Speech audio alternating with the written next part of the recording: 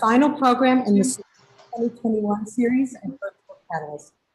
Bevil Conway was part of a robust program in 2019, The Eye's Mind, with Olivia Parker, Sean O'Neill, and Rosamund Purcell, and he is with us this evening. Among some of the questions we posed then were, how do scientific ideas evolve? How do we represent ideas and the impact of science? And how do we make sense of the world around us and in us? And perhaps we will address some of those things again. We are asking our participants what they're up to and how their respective Catalyst conversations will stay with them. This evening, I'm having that conversation with neuroscientist Bevil Conway. In contrast to what we normally do at Catalyst, the conversation is between the two of us. Bevil Conway is a senior investigator at the National Eye Institute in the Laboratory of Sensory Motor Research. His lab aims to understand the brain processes by which sense data are transformed into perceptions, thoughts, and actions.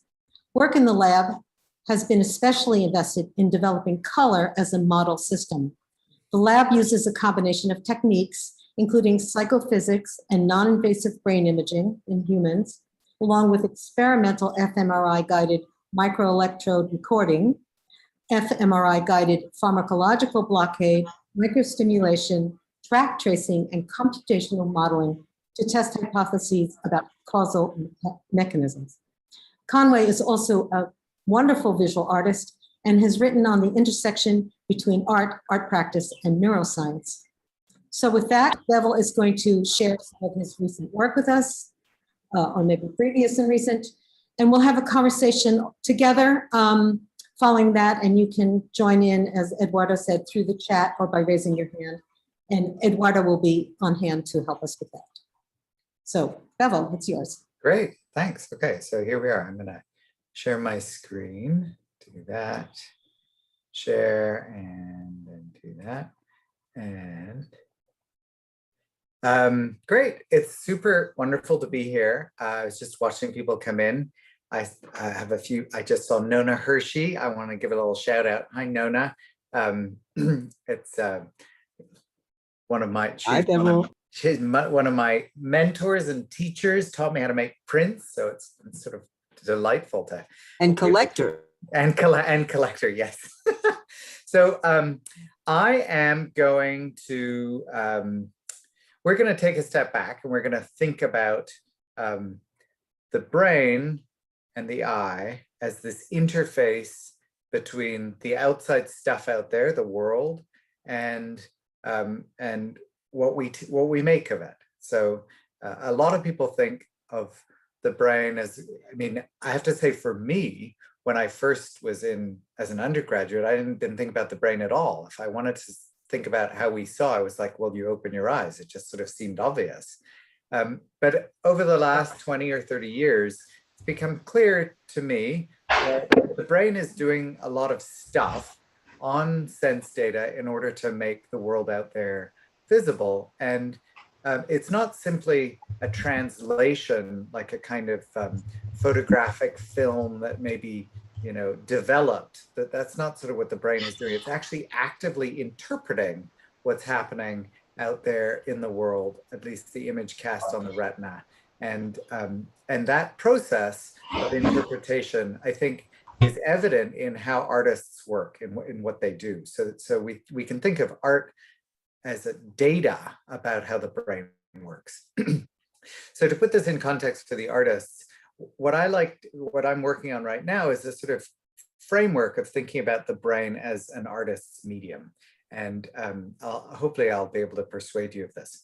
So what's a medium? A medium is the way in which we store, encode, and transmit information. And that medium, the medium we use, in this case, this is Matisse's oil on canvas, that medium influences the way in which the artist, it influences the message. It influences what kinds of messages can be encoded and how they're encoded. So in this case, you know, the oil paint is thick and gooey and stiff, and you can see the brush marks. This is an etching by David Hockney. Again, it's a different medium and it allows a different kind of message to be represented. This is a beautiful drawing by Egon Schiele. Again, it's a different medium, and you can see the medium is influencing what kind of a message can be transmitted. And of course, we can push to any direction of media. This is a watercolor, a little detail of a watercolor of mine. You can see the paint sits in a different plane above the paper, so that the paper, the texture of the paper and the paint are kind of occupying different domains. This is a glass and silk sculpture I made. Again, the medium is very much influencing the kind of message that, that you can communicate. And here's a fantastic mural just outside of Columbus, Ohio, using spray paint. And you can see, again, the medium is the sort of loud gesture. You can see the evidence of the arm, the arc of the arm. That medium is reflecting the kind of message that can be communicated. So for each of these different examples, you can see the impact of the choice of materials on what the artist can say and how they say it, and sort of what that message is. And the argument I'm going to try and make is that common to all of these artists is the brain, and the brain, in the way in which it encodes, stores, and transmits information, is a medium. And by understanding how that medium works, how the brain works, we can understand what kinds of messages we transmit. So I'm going to blow through a whole bunch of slides today.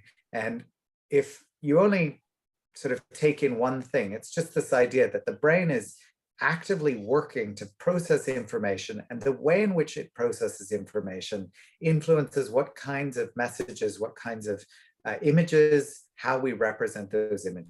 So this is a funduscopic image of the retina. So when you go to the doctor, the ophthalmologist, and they put in those eye drops inside your eye, this is the picture that she's looking at as she looks down at your retina. And you can see right away there's some structure there. So that little bit identified as the fovea, that's the part of your retina that lines up with the center of gaze. And at that location, there's a very high density of photoreceptors. So you can see with very high acuity what the light information that hits your fovea. Meanwhile, to the right, you can see the optic nerve head there. That's where all the blood vessels enter into the eyeball to nourish it. And there you actually have no photoreceptors at all. You're actually blind. So that's the blind spot. And we all have a blind spot in both eyes. We carry them around with us wherever we go. And yet most of the time we never even notice them, which is kind of remarkable, because the blind spot is sort of about the size of a quarter held at arm's length, not that far away from the fovea. Your brain knows it's there and kind of just fills in. It says, you know what? We know that there's nothing there, but we're going to make our best guess. So because of this lack of homogeneity across the retina, because there's different acuity at different parts in the retina, we have to move our eyes in order to actually encode information. And this is a famous picture of Yarbus showing this pattern of eye movements. And I think that the pattern of eye movements, which is, again, this is part of the medium of the eye and the brain, that is the way in which we encode that information. I think eye movements are reflected in the process of making a drawing. In this ink drawing, you can see Matisse is kind of overworking or emphasizing that line down the side, which is where the lightest light and the darkest dark would have met. And it's that same line that's tracing out where we would expect his eyes to be moving. So his hand is actually tracking his eyes up and down along the edge of that figure. These letters are scaled for visual acuity. So if you look right at the very center, each of the letters is made big enough so that they're all equally visible. And now when you scan the image, you can see that the acuity, your ability to resolve those letters, falls off dramatically as you move not very far away from the center of gaze. So that means that actually to read any word at a decent scale of text that's longer than maybe 3 or 4 letters long, you actually have to move your eyes, which is remarkable because our experience of vision is one of an instantaneous everything in focus at once. And yet actually it's this magic that the brain is doing to stitch together in time, almost like a kind of piece of music bound in time, one eye movement to the next, to give you the illusion that everything is in focus at one instant. And I think artists like Matisse, I mean, this is true of, I think, almost every visual artist, they actively manipulate the spatial scale of the marks in order to direct the viewer's eyes so that the painting becomes a kind of movie, a set of instructions to guide the eyes of the viewer through the canvas. So you can see this scale of marks at the very center, at those flowers where they're tighter and then moving more peripheral to the big swatches of color out in the periphery. Matisse is actually instructing you how to move your eyes through the canvas. And in works like this, where he's got these two kind of foci of attention, the flowers and the woman's face, you can feel this kind of instability as you don't really know where you're supposed to settle. And I think it's in that way that he's actually encoding something about the unsettled time in which he was making this picture, which was, during the Second World War. The contemporary artists like David Hockney work with these same tools because these are hardwired tools that characterize the kind of medium we have, the brain we have. So in this case, Hockney's putting his fine little details that attract your eye right down at the bottom. And almost everybody, when they look at this picture, will start somewhere in the center, and then all of those marks cascade down in a way that captures your eye and brings you down to settle down at the bottom in a kind of restful place. Hockney inverts this sometimes to make the background higher textured, so your eyes sort of is in some ways treating the background now as a texture, but it's still got all of that granularity to it. And this introduces a new kind of instruction to the viewer's gaze. So it's a set of tools that the artist can work with. Or the brain is providing a set of tools that you can then reconfigure in different kinds of ways.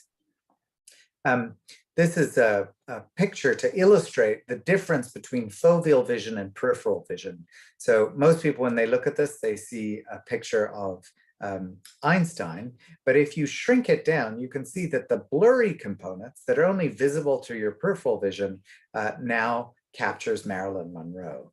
So I'll do that again. And this just tells us that peripheral vision isn't just sort of crappy vision, it's actually encoding different kinds of information. And we think that peripheral vision is encoding, we call it low spatial frequencies, or the kind of blurry components that might be associated with smiling, where the deep musculature that generates the expressions in the face cause this very subtle shading that's actually what the makeup industry is trying to reconstitute through rouge and so on. You get wonderful examples like Chuck Close, who's inverting this problem, making the high spatial frequency components, the local elements, divorced in content from the global low spatial frequency, the broader picture. So that now these two systems, the where you're looking and the peripheral vision, are actually telling you two very different pieces of information, which generate a whole new kind of visual puzzle, visual interest. And I think John Baldessari really understood a lot of these issues. And in his commissioned paintings, he kind of playfully takes up this question of where you look. He commissioned some artists, he called them Sunday painters, to basically paint copies of Polaroid photographs of his friend pointing at random things in the environment. And Baldessari is asking this question, where are you looking? Where do you choose to look? And for an artist, a visual artist, that's sort of the big starting question. Where are you looking, and where do you think you should be looking? I'll just try and keep track of time here. So there's another one by Baldessari. Now, once the signals make their way into the brain, the first stage inside the retina, just behind the photoreceptors, is not encoding absolute light levels. It's actually encoding relative light levels. And demonstrations like this actually uncover the nature of that contrast calculation. So you can see as you move your eyes, there are all these scintillating dots. They're all illusory dots that your brain is filling in, much the way it fills in what happens in your blind spot, because it's thinking that there should be some local contrast there given the local elements all around it. And that local contrast is the currency that a visual artist who's making a representation on a two-dimensional surface is working with.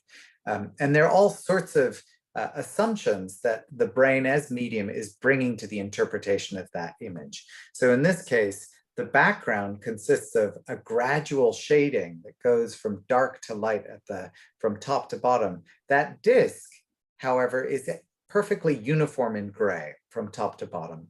And yet we perceive it as being a kind of bump, having some three-dimensional structure, because the brain takes in all of this light information and says, well, the most likely interpretation of this configuration is not as a gradual change in illumination that's barely perceptible, but as a three-dimensional object. Because for most of the things we see in the world, they comprise these three-dimensional objects. And this really underscores this main puzzle that the brain is trying to solve, which is that the retinal information, the light cast on your eye, on the back of your eye, is underdetermined. It can mean lots of different things. So for example, if you're walking around in the rainforest and you see a little squiggle in your peripheral vision, that light information isn't sufficient for you to know what it is. But if you're in the jungle, you might be like, oh, that's a snake. Whereas, sitting in my office, I see a little squiggle, I'll be like, oh, that's an extension cord or something. And that kind of a puzzle, that is the brain trying to fill in all the missing pieces, tells us that there's a lot of active kind of information or interpretation that's taking place in the brain, even looking at very distilled or limited demonstrations or images like this. And this idea of how the brain manages to reconstruct an image from the light cast on the retina provides an opportunity for artists like Seurat to expand the potential gamut of lightness levels available or appearing in a two-dimensional picture. So the light that hits a two-dimensional surface is always going to be reduced compared to the light levels you might see out in the world. So as you're looking around in the world, you will see, variations in light level that far exceed what you can capture on a two-dimensional surface. Mm-hmm. So the idea that, I was taught in art school that we should just paint what we see, that's just physically impossible. You can't do that because the light out there is way greater than the light than the light levels you can capture on a two-dimensional sheet of paper. So how do artists do this? They leverage the medium of the brain, the way in which the brain encodes that information in order to give the illusion of something of greater lightness that then carries with it a kind of significance that captures in greater reality your experience of the world that would be captured by a photographic representation you might take just with a camera. So at the next stage of processing, as you sort of head up, this is a ventral view of the brain showing the optic radiation of the optic nerves coming out the back of the eye and then crossing at the optic chiasm and then radiating up into primary visual cortex, which ironically sits as far away from the eyes as you can get in the cerebral cortex. At that stage, there's a whole other layer of information processing. And that layer of the system is encoding edges predominantly. And you can see this reflected in the tendency we have as artists to capture objects with edges, with lines, which is paradoxical because there are very few lines in the world. So that these kinds of representations are effective because they're leveraging the medium of the brain, the way in which the brain is encoding that information, and they're providing a stimulus that is similar enough to the real world, and yet allows the artist to do that encoding in an economical way with just a few lines, a few marks. And you can see in the drawing I showed earlier of this as a more mature drawing by Egon Schiele, this great restraint where instead of overemphasizing, doing the kind of default thing of the overemphasis of the lines, you have Schiele actually leaving a gap right where you would expect to have a line. And so in this way, what he's doing is serving up a puzzle that requires the visual system of a viewer to then complete. So instead of giving you the full information to know that it's a face, he's sort of giving you elements of it which make it in some sense more visually engaging. And he did this again and again. It's almost a kind of little trick, this little gap he puts right around the chin. There it is again. This is my favorite one because he does it on both sides of the face. So in fact, the top half of the head is entirely detached from the bottom, and it's almost bistable. So I can almost see this as a little piece of, you know, a woman's head chopped in half, floating off into the horizon. But my visual system wants to stitch it back together because that would be, you know, improbable to see the top half of someone's head floating off. Okay, so out of primary visual cortex, we make our way through to a large number of parts of the cerebral cortex. Somewhere upwards of 30% of the cerebral cortex is now involved in processing what's happening from primary visual cortex.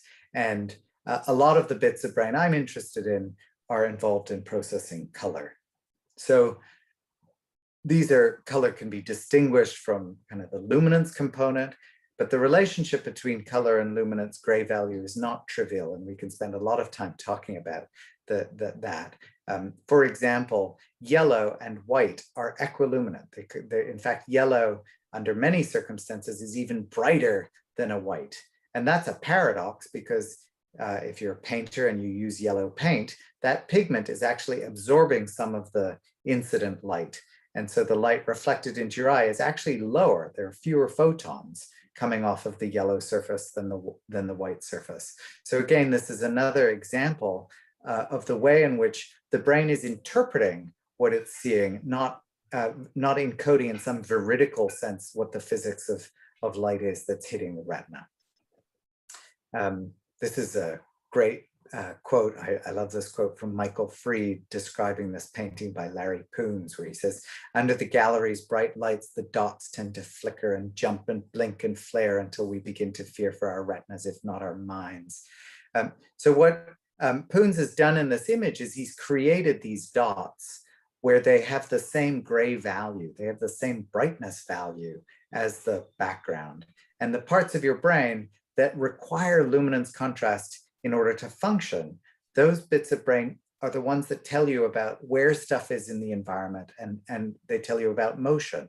So by doing this, what Poons has done is essentially disabled that bit of brain, and it's sending out these big error signals saying, "What's out there? I don't get it. I don't know what and that error signal is this, you know, more poetically captured by the Fried quote. And if you render images, this is from my PhD advisor, Margaret Livingstone, if you render images with equiluminant colors, that is colors that have the same brightness value, you essentially get rid of a lot of information about the spatial structure of a scene. If you take this image and you look at it through a color filter, that will introduce a luminance contrast, and then you'll be able to see the depth in these images. So there's a few there. This is a painting by Monet that is the kind of moniker that became Impressionism, where Monet has painted the sun in a color that's equiluminant with the gray background. So it's almost identically the same gray value. And that's completely impossible. The sun is always brighter than the surround. So why did Monet do this? He did this, we've argued, and Marge Livingstone argues this in her book, that he did this in order to create this illusion of a shimmery quality. That is, to give you the feeling of a sun that's bright and shimmery, that same feeling you would have looking at a sunset or a sunrise, that you can't actually capture given the limitations of pigments. But he can capture it by leveraging the medium of the visual system and the visual brain. So my lab has discovered that down the temporal lobe, this is now the ventral belly of the brain, there are actually these parallel channels where you have a large amount of tissue that's implicated in processing color. Staggeringly, one of our discoveries was that there is about as much brain power allocated to using, encoding, processing, handling color as there is involved in face perception, face recognition. And that was surprising to us and to a lot of people, because we think of color as just this low-level stimulus feature. It's just like a bit of fluff. I mean, you can see black and white movies just fine, the people in them, the narrative, and so on. Why do we have all of this tissue involved in color? And it's forced us to go back and reevaluate some assumptions we have about what color does for us in behavior. One idea that we sort of have advanced is this idea that color information is not being used so much to tell you about the structure in the world in the way in which, for example, Da Vinci may be using luminance and color and Sfumato and all his tricks to tell you about the structure of faces. But instead, much more in a kind of Matisse way, color is serving this other purpose, this kind of symbolic or almost much more related to emotions or valence, the sort of behavioral state of the thing. And he can do this, Matisse can do this by capturing in color the appropriate value relationships so that you still read it as a face, but the colors then can be divorced from the natural colors of a face in order to tell a different story. So we've spent a lot of time thinking about color and how color is encoded. And one of the key things that we know in the beginning stage is that color depends a lot on spatial contrast. So you can turn a gray patch into a blue patch or a yellow patch just by varying the spatial structure so that the two circles on each side are physically identical, but one looks blue and the other looks yellow because of the local context and what the kind of interpretation your brain brings to what the lighting conditions are. And we've spent quite a bit of time worrying about this particular puzzle, which is related to color constancy, because this is a kind of an unresolved problem. The brain has very limited information about the colors in the world and the lighting conditions. And so it only gets one piece of information, the light coming to your eye from a surface. And that one piece of information is the product of two variables. It's the lighting conditions, which can change, and the surfaces in the environment can change. So how does your brain disentangle or untangle these two pieces of information so that colors remain stuck to objects and consistently stuck to objects? And this is just a painting of Monet's haystacks to illustrate this point, where he's painted the shadow with a blue paint to reflect the fact that the sky, the illuminant in the shadow, has a blue bias. And most people don't see that blue. And this was the genius of Monet. Through his practice, he was able to actually make visible to himself the colors of the illuminant. And these, the impact of the illuminants have a dramatic effect on how we render colors. This is, in movie posters, for example, there's a very strong tendency to be biased towards the colors of, we call it the daylight axis, bright orange sun and the blue sky. And you will never see another movie poster again the same way, because you see it over and over and over again. And it was the explanation that I provided for this infamous image, where some people saw it as white and gold and other people saw it as blue and black. And my argument was that it's because some people are assuming that the illuminant is blue, and so they subtract from the image, their brains unconsciously subtract from the image a little bit of the blue component, which renders it essentially white and gold. Other people assume it's in direct sunlight, and they remove a little bit of the orange component because of the orange sunlight that they think is illuminating the dress, and they then see it as blue and black. And that hypothesis has now been supported by a number of empirical studies. And it was my little moment of fame. Back in 2015, they made a little Lego icon on the short news. And my students found this for me, and of course, I still think it's funny. Anyway, so local color contrast is not news. Joseph Albers illustrated this beautifully with his two X's that are physically the same color. You trace them up, and that the data we have in the brain is that this calculation that makes that gray look yellow on one side and gray on the other side is because of very local interactions in the painting. we can recover a stable perception by just obliterating that very local interaction. And I think this is in part what Matisse is doing in his paintings, where he leaves little white gaps around some of his colored marks in order to insulate them against color induction. He certainly had enough paint. He was a wealthy man by this stage. He didn't just run out of paint. And I think he's doing this intentionally so as to retain the stability of the colors in the finished painting. And he did this again and again and again. And it's not, you can do it also with black, as Max Beckmann showed. And I think what ends up happening when you do this is you end up redirecting the image to emphasize color. And color is now serving this role that is no longer about spatial structure, three-dimensional structure. And as a result, these paintings by Matisse and Beckmann start to take on a very kind of flat, almost carpet-like quality, because color isn't providing that service to you as an organism. It isn't telling you about the three-dimensional structure of stuff. It's telling you some other piece of information. And we actually, as scientists, have very little about what that piece of information is. We have lots of speculation, but not a lot of data. But the consequence of this movement, really spurred by the development of new pigments, redirected artists to care much more about the surface of images. And the argument I've made is that the legacy is then work that becomes entirely divorced of any kind of representation. So you have early Rothkos that are breaking down representation to the point where they're just these pure color fields. Now, I'm going to go through all of that, and I'm going to skip now to, so there's the Matisse. You can see this beautiful capturing of the luminance structure in the image that he's able to do in the context of these rather extraordinary colors. Okay, so I'm going to skip through that, and I'm going to end. Now, Deborah asked me to say a few things about my own art, so I'm going to do that very briefly. I've sort of randomly pulled together examples of 3 bodies of work. So these are glass and silk sculptures.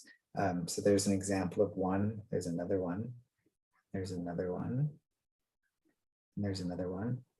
And I'm happy to talk about what's going on in these if you're at all interested. And then I have etchings. So this was, Nona taught me how to make etchings.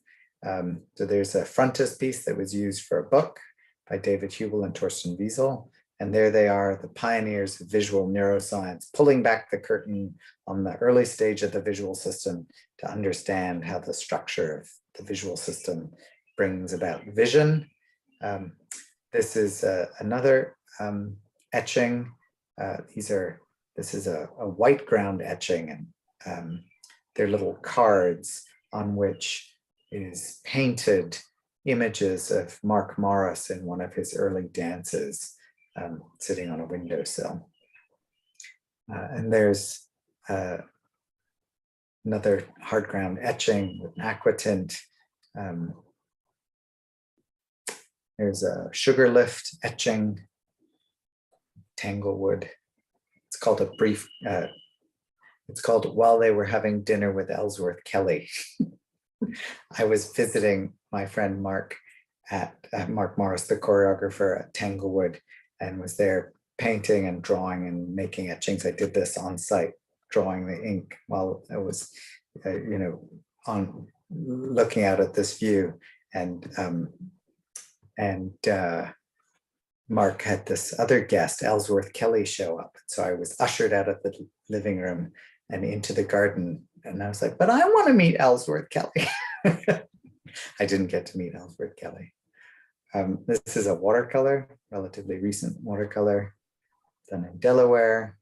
That was done this weekend in Shenandoah. And there's a memory color painting. And that's it. So now I'll stop sharing. Let's see how much time with that. Okay, so that was a little longer than you wanted. Oh, that's perfect. Oh, there's Carrie. Hi, Caroline Jones. Yay, oh, I love seeing people. I do too, actually. So I just want to formally say thank you, Bevel. That was terrific. And I know you left out things you probably could have spoken for 2 hours. So I have some prepared questions, but I think it would be really fun and interesting for anyone in any attendee who would like to pose a question to Bevel. So you can unmute yourself or raise your hand, and Eduardo will help us with doing so.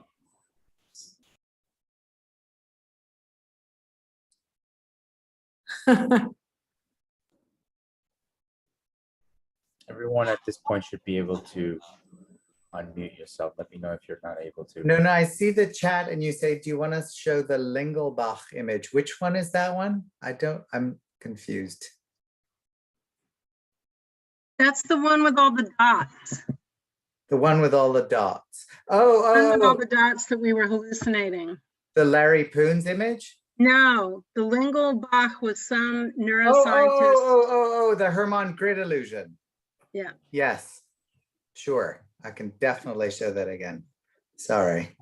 Okay, let me do that. So are we a small enough group? to Yeah, just there you are. That's owned by Caroline ask Jones. questions? I'm here with my Bevil Conway. And I want to ask you to put on your cultural historian hat, which I know you love playing with. And why is color so moralized? Why are there centuries in which people who love color are, you know, victims of sumptuary laws, and right, they're accused of being indulgent and frivolous? And why does culture enter into a moralizing relationship to color in art, in clothing, in like, what's that about? Yeah, I think that is what color is about. So I think, you know, we've spent so much of the 20th century trying to expunge from vision the frivolous, the fluff. You know, we think of you know, at least in visual neuroscience, there is a very strong tradition of only using black and white images because the black and white image has everything you need, you know, for recognition. There is, as a result of that decision, which itself came about in part because reproduction in color was so challenging. So, you know, there's this strange paradox, which is early visual neuroscientists, I'm going to make a caricature. Early visual neuroscientists said, we want to study vision. How are we going to do that? We need some visual stimuli. So what we're going to do is we're going to use black and white pictures because color reproduction is just crappy. It just doesn't work. People look funny. It's like the colors are all washed out. The technology isn't good enough and it's really expensive. And at the same time, you don't really need it because I can recognize faces beautifully. Okay, So, I'm going to redirect. I'm going to redirect because that's okay as a historical theory, but it's not really sufficient. So I want to play to your strength in understanding color through research as an emotional information system. right. Okay. And I'm going to speculate that the reason why color is historically attacked long before we are worried about using reproductions in neuroscience experiments, right? You know, where, you know, Poussin is like kind of using color, but pretending to only be thinking about line, okay? Is because of our relationship to emotion. We want people to control it. We don't want too much of it. We think people who are too emotional are unstable, right? So anyway, that's a speculation. We don't have to talk about it more, but I think it's an interesting, I think it's exactly right. an interesting outcome of your own research. Yeah, no, it's exactly right. I think about.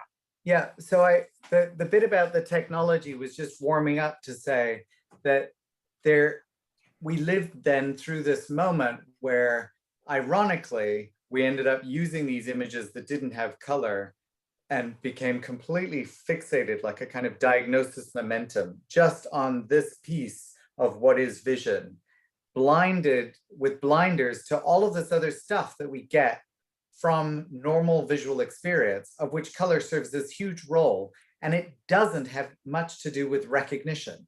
So if you ask people, what is vision for? 200 years ago, they would say vision does lots of stuff. I mean, they wouldn't have framed the question that way, but they would have said, yeah, it's about evaluating the emotional salience of stuff and having identity and tagging, each other's social groups, and the use of symbolism in Mary, representations of the Virgin Mary, and color served this huge role that had very little to do with recognition. It's only in this sort of current moment where we're like, hey, hang on a minute, we thought we were studying this. Now there's all of this cortex brain tissue that's involved in color. What the hell is that for?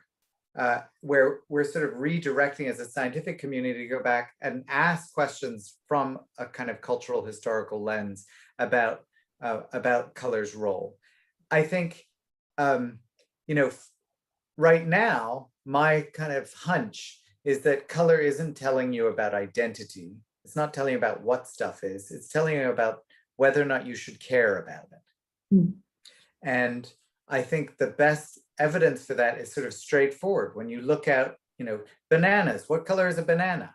A lot of people will tell you a banana is yellow. It's a reflexive answer, but it's because they're actually, the question that's asked isn't the question we're actually answering. We're answering a different question, which is, what are the colors of bananas you care about?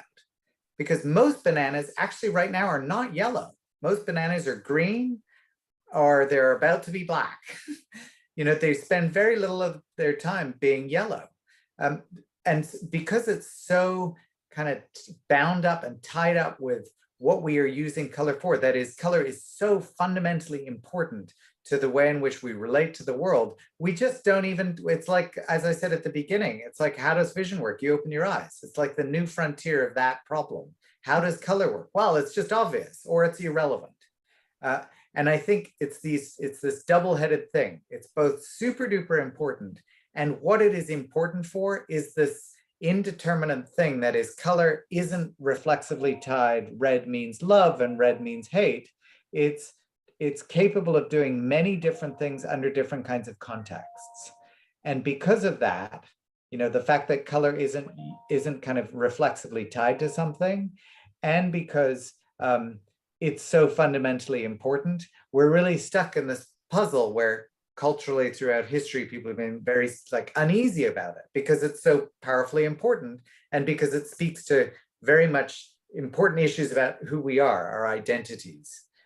So it becomes a kind of a dangerous thing. Bevil, I'm going to ask you to unshare the screen so we can see everybody. There's a couple. Oh yeah, sure.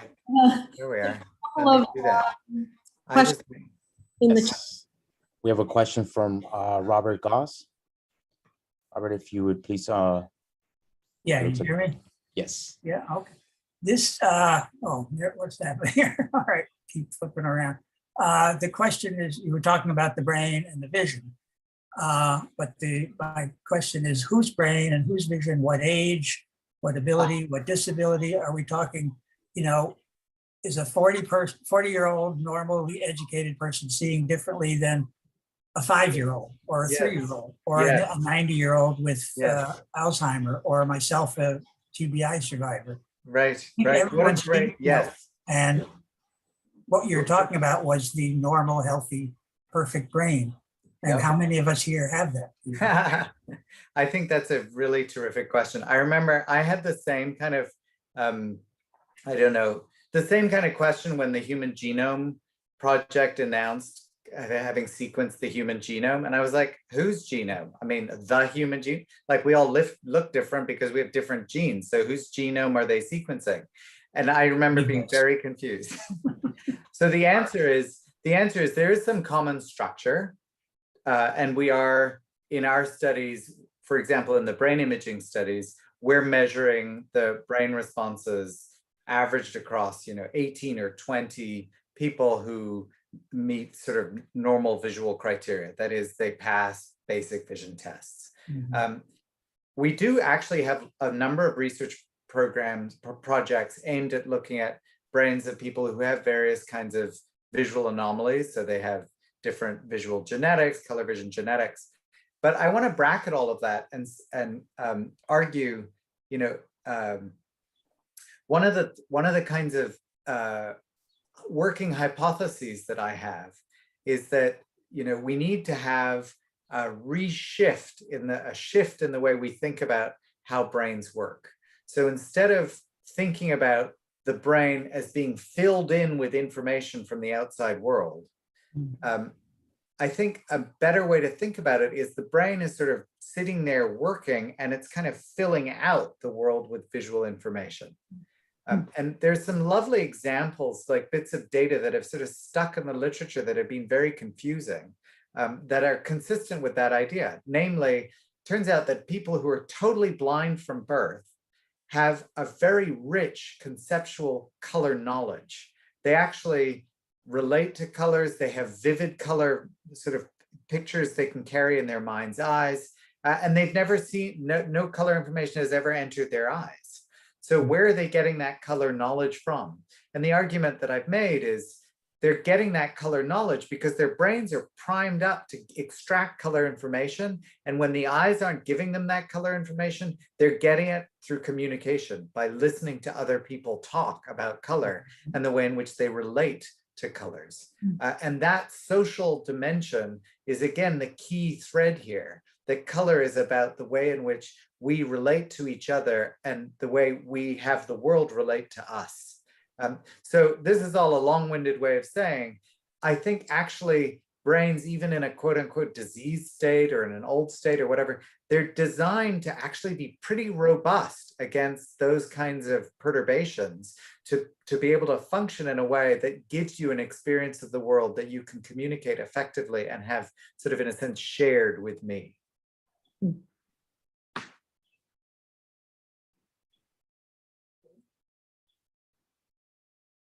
So, Okay.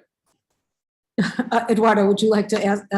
Yes, we have a question from Ilana, and her question is there a change in how you remember color?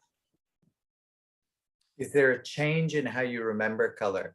I'm hearing these questions come in and all I want to know is like what, you know, other people think. I'm curious what she thinks. Ilana, do you think there's a change in, you're on mute or I can't hear you? I just unmuted. I don't know if you can hear me now. I can hear you now, yeah? What I'm really curious about is I find that if you see something, everybody's seeing somewhat differently. But if you ask somebody to recall and to paint what they remember, it's interesting. There's something that happens and changes in memory. I haven't identified it. I'm really asking. Yeah. There's a tie between color vision and memory. Yeah. So it's fascinating because color is actually used in a lot of psychological research on memory, where the sort of title or abstract of a paper never says color, but then you look at how they're measuring it and they're using color as this probe of memory. And that body of literature, Tim Brady is one fellow, if you wanted to look him up, he's been doing some very interesting work. That body of literature has come up with some very surprising findings, one of which is our memories for colors are really crappy. So unless color is actually meaningful and relevant to you, the chance that you're going to remember it is like vanishingly small. It's worse than most other bits of information you're confronted with in the environment, which for me was really reassuring because that's the hallmark of a system that has prioritized color to do something really important, because you don't want to hang on to this thing unless it's actually relevant and important to you. So, you know, if you ask your friends, you know, go into a room in a party and then leave at the end of the day and say, so what color was their couch? Or what color was the carpet? Or what color was this? And if they're not interested in furniture, or they weren't interested, you'll be like, you spent the whole night sitting on the couch. What, you know, what color was my shirt? It's like, they will be like, I don't know, pretty. So there's that piece. There's another piece, which is that the way in which we encode color is appears to be deeply influenced by the labels that we apply to it. So when you are forced to remember a color and it's a completely abstract random thing, what people will do is they'll sort of say, oh, well, it's a kind of the orangey one. And then they'll hang on to that label, which can sit in semantic memory much longer than this perceptual stuff can stay there. So that's another piece. Another way we've probed memory for colors has to do with face perception. So we showed that the perception of face color is incredibly fine-tuned. So that if you look at faces and all the other information about the face is there, like you can see them moving, you're interacting with them, but the color information is absent because you're looking at them under, for example, low pressure sodium light, those old lights you might have seen in parking garages. Under that kind of light source, faces and only faces look very weird and they look green, which is a completely imagined color. There's nothing green in the stimulus. But it's one of these error signals where your brain is telling you color in faces is super important. You have violated my memory of what that color should be. Something is wrong with this person. I think they look green and sick, and you need to sort of pay attention. Thank you so much. Yeah, no, happy. And we have a question from Soyeon. If you could please unmute your mic. Hi. Hang on. Yes, we can hear you. Oh, sorry, my hair looks like crap. Actually, I'm Lucy Kim. It's using my legal name. But thank you so much for your talk. Your artwork is beautiful.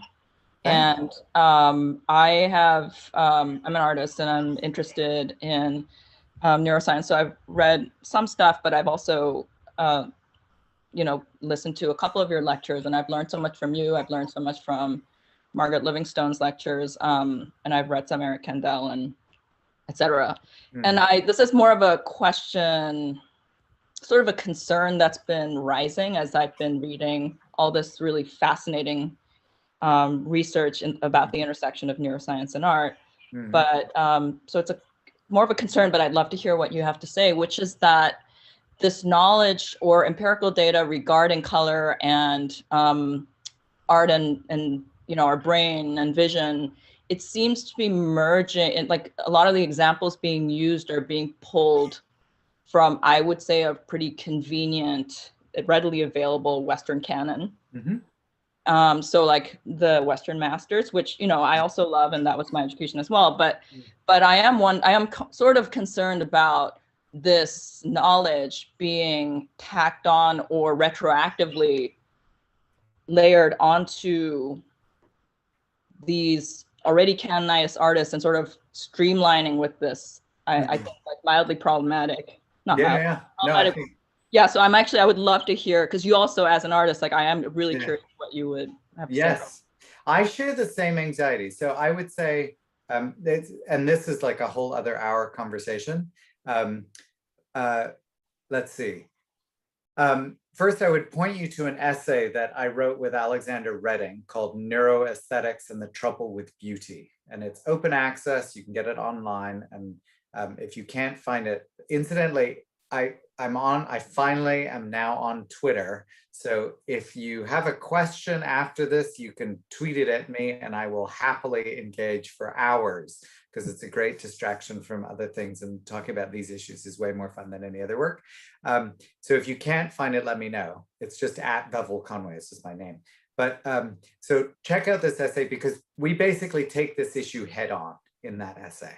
And we say, look, it's kind of problematic that in judgments of beauty, scientists are appealing to the traditions that they find they love and have near and dear to them. So you have Eric Kandel, who points to the secessionists, the German Austrians, and so on. You have Semir Zeki, who's pointing to, Calder. You have, and it's not just Western art. You have V.S. Ramachandran, who's pointing to classic Indian sculpture as the epitome of art.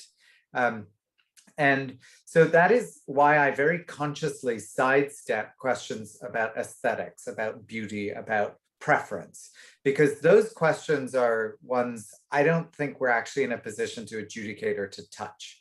I'm much more interested in the kinds of nuts and bolts of what art teaches us about how vision works and how vision works in all people. So all of the issues that I raised today, I would argue, are completely defensible using art from any tradition. So we could go and we could find, ancient Egyptian hieroglyphics that we could use to illustrate the same points. The reason that I lean on a Western tradition is really just, it's two reasons. One is it's art I'm most familiar with and I know, and it's also art that most of the people I'm speaking to are familiar with. So if I show a picture from a different tradition, I now have to unpack that tradition. And I also feel some anxiety about doing that because it's like a kind of an appropriation. I feel like, well, I don't have the authority to talk about that culture's artwork. So we're sort of in a little bit of a bind when it comes to that question. But I think a sensitivity about that issue is one that many scientists would do well to maybe sharpen, because I think it's not uncommon that scientists sort of, we are scientists, we're not going to tell you the default mode network is telling you what's beautiful. And then I sort of scratch my head and say, so if I was in the scanner and my default node network didn't light up to when I looked at that thing, but I thought that thing was beautiful, are you telling me that I'm really not thinking that's beautiful? This seems really screwed up. So that's all another long-winded answer. But I think that is a challenge. And I don't know what the right answer is sort of from a practical point of view in talking through these issues, because I feel uncomfortable kind of appropriating images from other traditions. But at the same time, I would like to hope that the phenomena that I'm describing generalize to all traditions. Thank you. Thank you for all these wonderful thoughts and questions. I'm just being cognizant of the time. I think we have time for one more, and I think Mary Sherman would like to ask something. I just, sorry, I need to unmic. I just wanted to hear more about your artwork. If you could talk, I assume your research informs your artwork. Could you talk about that, if I'm right or wrong? Or? Yeah, this is another hour lecture. Thank you so much for the question. No, I'm really curious. Well, it's taken me a long time to be public about making art in this kind of a environment, because I've made art my whole life. I don't really see making art and doing science as separate enterprises. They have for me completely the same objective, which is, to try and understand how the brain works. And the way in which artists operate, every artist I've met works this way. They are not sitting there trying to reconstitute something they picture in their mind's eye. They're running experiments. They're visual experiments. They're like, I will try this. I remember, I don't know if Nona is still making these amazing cloud pictures, but I remember when I saw them at first, it was like hundreds of these clouds. And I was like, what's that? And she's like, well, I'm just playing. I'm sort of working through these. And I was like, these are experiments. They're experiments in how you create an image that's reproducible, in the sense that you do something and you know what the output will be. And when it isn't, that's fun, because it's surprising. It teaches you something interesting about your experience. And I don't want to be, telling Nona what she was doing, but that was my experience watching her work. And I think every artist is doing this. They're engaged in a kind of trial and error, or a kind of experimentation, the goal of which is to open up new domains of knowledge, new ways of thinking about how the brain, the eye and the brain and images work. And that's all I'm doing in the laboratory. It's exactly the same. It's just we get more money to do it, and we have fancier tools, and we have to write more protocols, and we have a more codified kind of system. And maybe we might learn something about how the brain works that could help cure diseases. And we are working on various kinds of problems for machine brain interfaces for curing blindness and that sort of thing. The specific question you asked was about my artwork. I am not generally in the studio thinking, oh, there's this visual phenomenon, I would like to now illustrate it. So I'm working in the studio like an artist working, where I like put on my art hat and I'm like, this is fun. Like most of the time I make good art when I'm having fun and bad art when I'm not having fun. I would say what the neuroscience does for me is it gives me a different lens once I've made work to think about what I did. So a lot of artists will interrogate their work. I mean, I had long chats with David Hockney where he said, you know, I got to leave the stuff all the way around me and look at it for like days and days and days and days. And then things sort of soak in and I kind of understand what's going on. And it's active work. I mean, I'm sort of looking at what's going on and interrogating what worked and what didn't through a kind of extended viewing. And I think the neuroscience gives a different kind of language or a different lens, a different kind of structure to that kind of interrogation, which I do use. So the whole bit about Matisse and the little white lines I showed, that was completely retroactive. The way I told that story is completely retroactive. What actually happened is I was making paintings in the studio with little like squiggles and lines or whatever. And I remember, I think it was actually Carrie. I showed her one of my paintings, like this is now almost 10 years ago. Actually, it is 10 years ago. And she said, oh, there's so much air in your paintings. And I remember thinking, air in my paintings? What the hell does she mean there's air in my paintings? And so we sort of dissected it out and I was like, oh yeah, I mean, I'm leaving a lot of the paper blank. So I was like, well, that's it. I'm gonna go back and get rid of all that white paper to see what's going on in the picture. And all of a sudden I was like, oh, these images, it felt constrained and not what I wanted. And I was like, what is that doing? Why is it doing that? I was like, because the marks, as I'm putting them next to each other, are actually changing. I mean, they're changing in a way that I don't want. I need to pull them apart. And, you know, fortunately at the time I had this fellowship at the Radcliffe Institute and I got to spend like days twiddling my thumbs. And I was like, I wonder what's going on. Like, why is this the case? And it dawned on me that it's really because I finally felt liberated to use colors like the 64 or 128, whatever colors that Holbein makes out of their, you know, they have all these beautiful pigments. I was like, I was just squeezing the color right out of the tubes, no mixing. And I was like, I want that color. I don't want anything else. I want that color. And so I was painting with this, and then you start putting them next to each other and they bleed into each other and they screw up. It's not the same thing. I was like, keep them apart. And it was through that process that I went back and I was like, oh, I wonder if industrialization and the development of new pigments really changed the way people painted, because it would seem like the impulse I had to keep these colors separate must have been apparent from the moment these rich paintings first showed up, these pigments first showed up. So, so that's when I went down this road of looking at, you know, other colorists and Matisse, and then thinking about the issues that then arise in terms of neural encoding of color. Because I was like, well, if this is a trick that they're using to insulate colors, then that tells me something about how color contrast is actually computed in the brain. So then we started looking for those mechanisms and we found a whole bunch of stuff in terms of the neuroscience.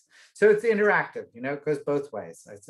The art is providing discoveries that inform science experiments, and the flip side. I mean, one of the things I'm really interested in, I'll leave you with this, is yellow. I think yellow is absolutely fascinating. I don't like why yellow is brighter than white. No neuroscientist has any idea. We have no explanation for it. It's completely true. I've used it in paintings all the time. And I think it's actually a clue to something pretty fundamental about how color is constructed in the brain. But I don't know what it is yet. So stay tuned. So as moderator, I'm just still watching the clock. I think we're at a little bit over our end.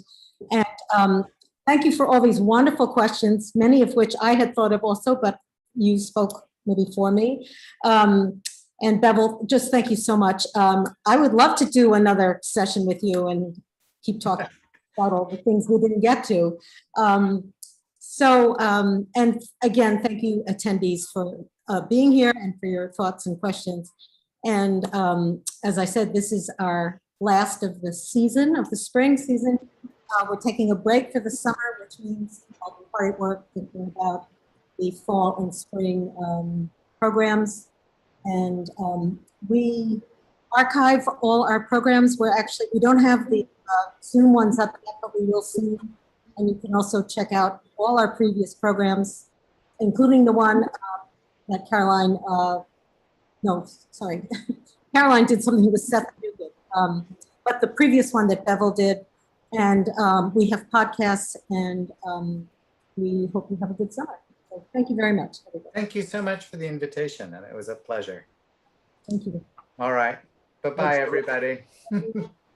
Thanks, Bevil. No. Yeah, take care.